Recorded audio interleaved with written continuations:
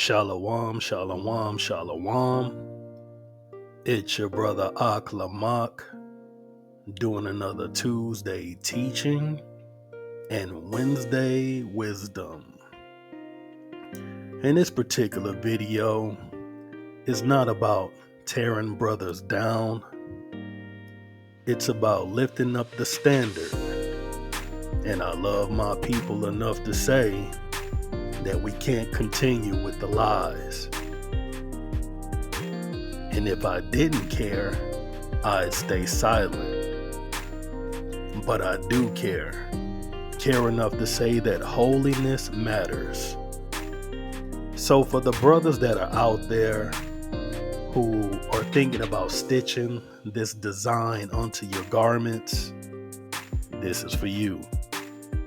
This is a respectful call for correction, a plea to come back to the Lord's holiness, correction and compassion. Before you put it on your chest, put it through the fire. Before you stitch it to your hem, run it through Torah. Before you call it holy, ask, did Yahawah command it? Because in this walk, everything must be pressure tested. Every doctrine, every tradition, every symbol, tried by fire, purged by the prophets. And if it don't hold up in Torah, it ain't holy. It's counterfeit. We claim we're set apart, but are we really? If we add to his commandments, if we change his ordinances to match our camps, if we remix the law to fit our visual branding and identity politics, aren't we doing the very thing we rebuke Christianity for? They altered the Sabbath. They changed the Messiah's image. They inserted holidays and ripped out the commandments. And we call it heresy. But what about us? Do we get a pass because we know the ancient Hebrew? Because we wear fringes and zeets? Or because our garments look scriptural? Let's be for real. If Yahawah allows Satan to tempt Job, a man he called perfect, if he allows Satan to move David to number Israel, though his heart was after the Most High, what makes you think your holiness won't be tested next? What makes you think you're immune to deception? Here's the question. When you say the Most High is rocking with me, does his voice match his word? Because the true sheep know his voice, and that voice does not contradict Torah. It doesn't whisper, add a star. It doesn't murmur, make it your own. The Most High's voice says, keep my commandments and live. Only what Yahawah ordained will stand. Everything else, burnt in the fire. So before we dive into this lesson, ask yourself, is what I wear a reflection of what he said or what I wanted him to say? This is the book of Exodus chapter 28 verse 33 and 34, and it reads, and beneath upon the hem of it thou shalt make pomegranates of blue and of purple and of scarlet round about the hem thereof, and bells of gold between them round about, and a golden bell and a pomegranate, a golden bell and pomegranate upon the hem of the robe round about, and it shall be upon Aaron to minister. When the Most High clothed his high priest, He didn't give a blanket statement to everybody else saying, express yourself. He gave strict instructions down to the color, material, and rhythm of every bell and pomegranate. When the Most High clothed the high priest, he didn't say, add your own tribe's flair. Even if you identify as Levi in these last days, I certainly wouldn't deny the prophetic connection in Genesis to Haitians. But even still, you could still be a Gershonite or even from Merari. And the Most High didn't say, make one for each of the clans of Levi, nor for the other tribes. So who told our people we could add stars to the holy?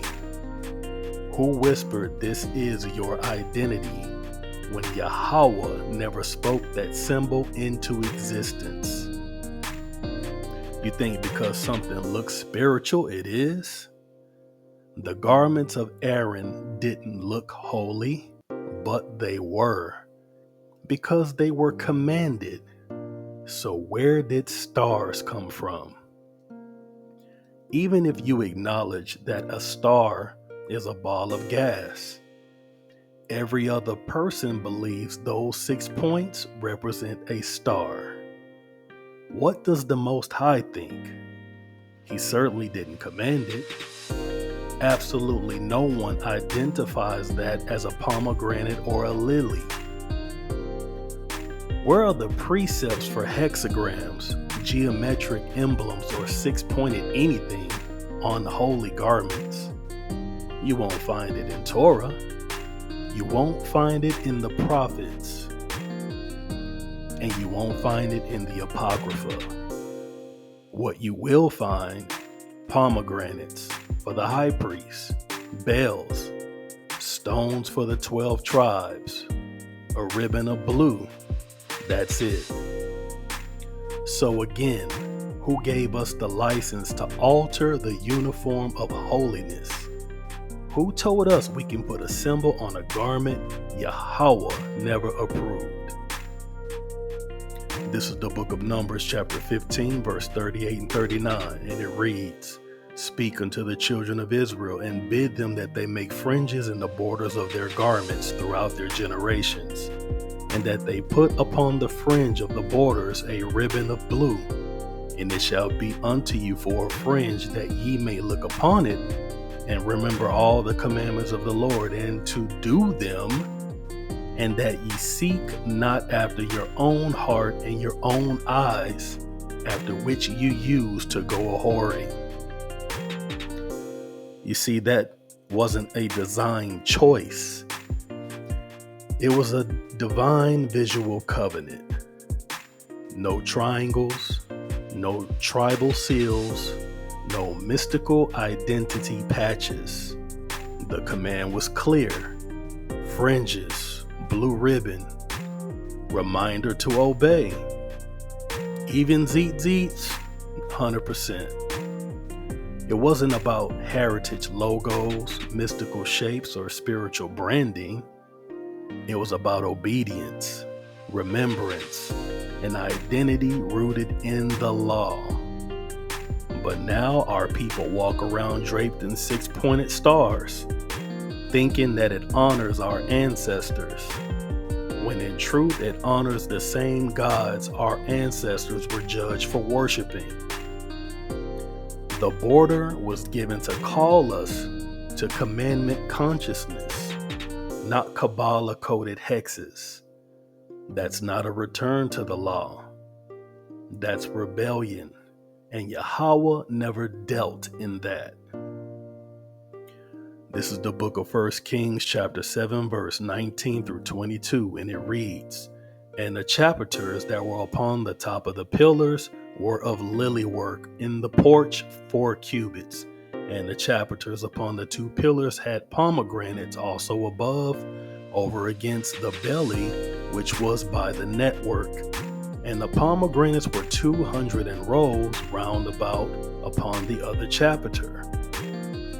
And he set up the pillars in the porch of the temple, and he set up the right pillar and called the name thereof Yahawah, And he set up the left pillar and called the name thereof Boaz. And upon the top pillars was lily work. So was the work of the pillars finished. So, the temple pillars, massive, unmovable, majestic, were topped with lilies. Why? Because the lilies represent purity, beauty, and chosen glory among the nations. But here's the wisdom. The lily was carved into the place of Yahawah's dwelling, not worshipped on its own, not glorified on garments. Its form wasn't exalted, his presence was. So even though the lily, which is his favorite flower, shows natural holiness, it was used rightly and submissive to divine design. Not like a six-pointed star, which was lifted up and idolized by those who had no covenant. Even in the beauty of the temple, he chose lilies, not pentagrams, not sigils, not six-point designs. The lily represented purity, election, and set-apart glory. And even that wasn't to be worshipped or embroidered randomly. It was built by command and placed where Yahawah said. But today, brothers are out here placing the star of a god on everything, from garments to flyers, and calling it righteousness. What's that if it's not rebellion stitched into cotton? We aren't Solomon's temple. This is the book of Wisdom of Solomon, chapter 18, verse 24, and it reads, "For in the long garment was the whole world, and in the 4 rows of the stones was the glory of the Father's graven, and thy majesty upon the diadem of his head." Even in the Apocrypha, it confirms it. The glory was in the stones of the tribes, not the symbols of the nations. The Most High never said, "Put a badge on your chest." He said, "Bear the names of the sons of Israel." And it was for a particular person, a high priest. So what star are you bearing? Because it's not his.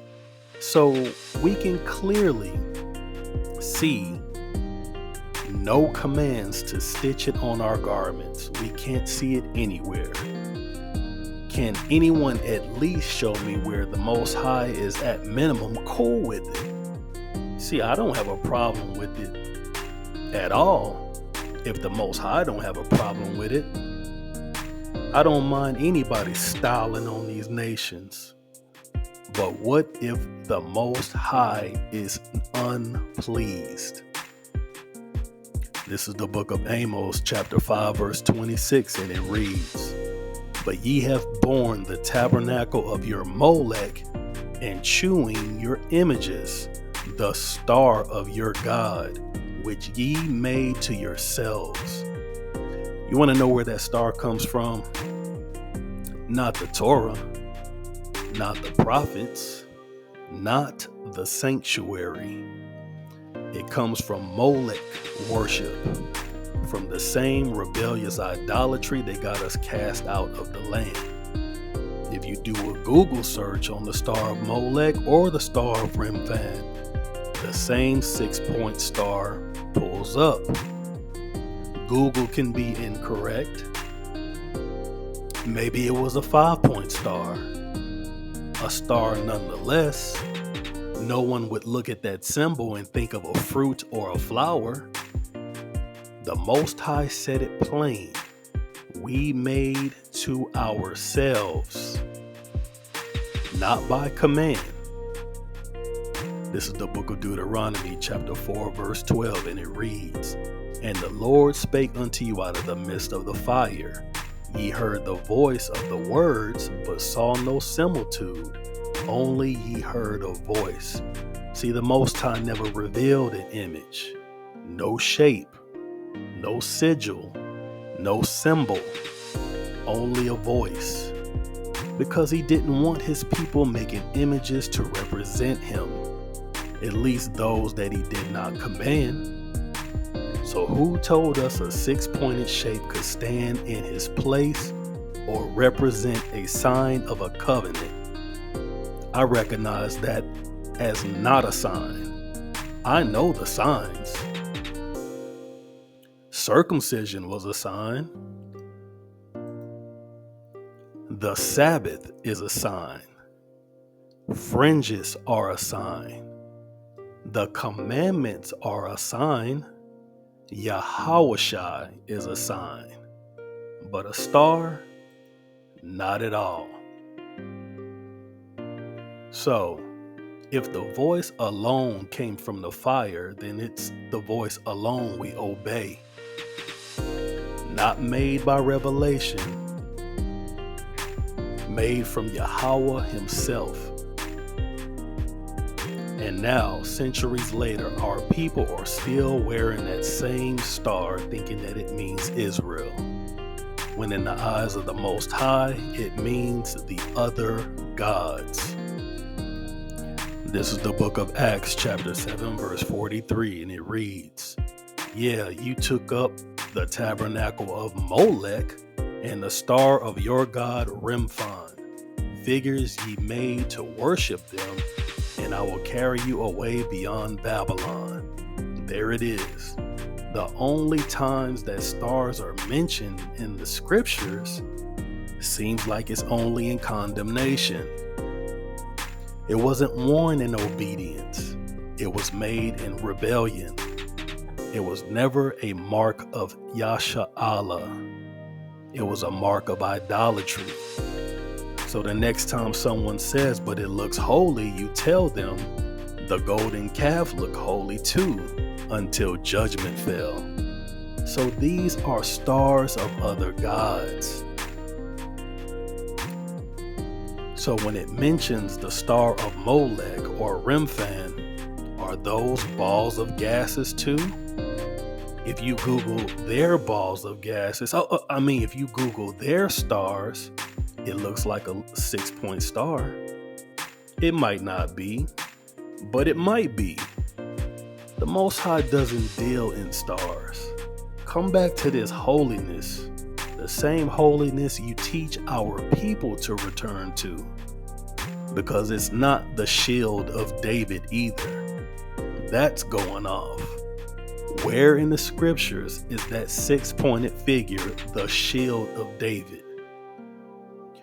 This is the book of Psalms, chapter 3, verse 3, and it reads, "But thou, O Yahawah, are a shield for me, my glory and the lifter up of mine head." Looks like the mighty King David didn't deal with 6-point stars either, Ak. Our brother said the Most High is a shield. This is the book of Psalms, chapter 28, verse 7, and it reads, "The Lord is my strength and my shield. My heart trusted in him, and I am helped. Therefore my heart greatly rejoiceth, and with my song will I praise him." King David said, "Y'all are bugging." This is the book of Isaiah, chapter 29, verse 13, and it reads, "Wherefore the Lord said, for as much as these people draw near me with their mouth, but have removed their heart far from me, and their fear toward me is taught by the precept of men." There isn't enough precepts that we can remember that will keep you from this one if your heart ain't right with the Lord, listening for his voice and his voice only. You have to fear Yahawah. That's just the beginning of fear. You're not fearing him if you glorify tradition, especially the traditions of the heathen. You don't wear the garment for obedience. It seems like you're wearing it to look the part.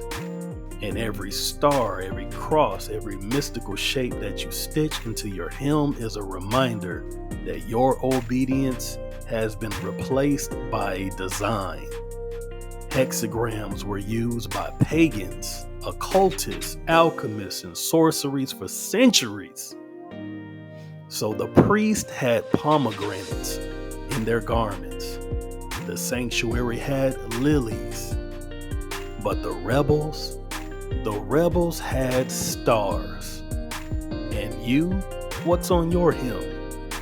How long will the Most High wink at the ignorance?